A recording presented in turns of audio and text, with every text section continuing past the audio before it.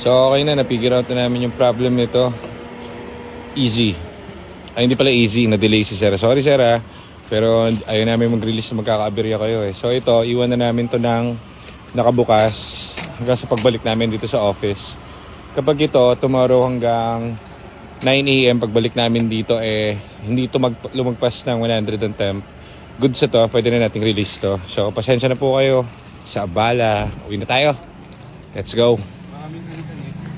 So yun guys, release na natin yung Ford Fiesta na EcoBoost. So may onti lang tayong setback. So yung setback nun, meron pang isa. So syempre, mas okay nang hingi tayo pasensya kay Sir kasi na-delay. Pero mas okay na syempre na-delay kaysa magkaroon ng issue sa biyahe. So ito, binaba yung try nito una, tapos nagkaroon ng binaba ulit, pina-check ulit yung transmission, and then binaba ulit ngayon, kaninang umaga, flywheel naman. So sampung sa lahat na chinek na natin. So ito, bibiyahin na sila sir ng Bicol.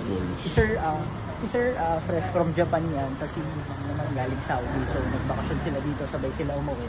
Tapos ito, bibiyahin na nila ng Bicol to. So ayun, naman, so in-explain na ni Kuya Nugo lahat ng mga components sa kotse, and then yun, release na natin.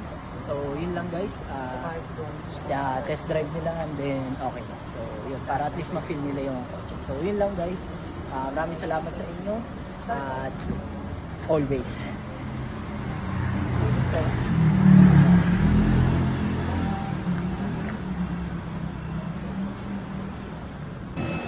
So, ito guys, na-delay tayo ng 1 day sa releasing natin. So, nakakayaman kina bossing. Although, syempre, na-coordinate na natin yan and everything.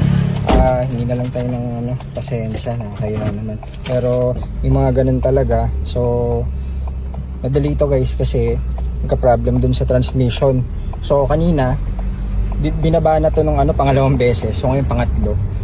Flywheel pala yung naging problem, pero may mga ganun talaga, minsan may mga factory defect. So syempre hindi pa rin natin re-release yan ng may kahit konting problem para hindi tayo makaperwisyo. So and final testing, dapat kasi babiyahe sila kahapon. So nakiusap naman tayo na if pwede madelay ng 1 day. So yan, ayun, sobrang pulido na. Ayan, so hataw natin ngayon.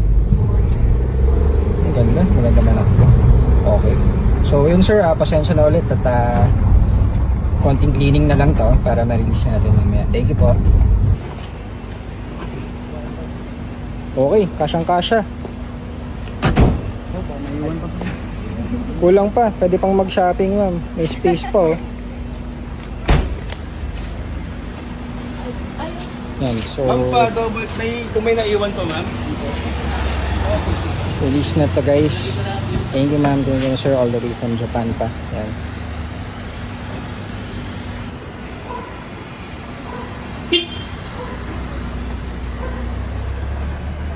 Thank you po. Ingat po.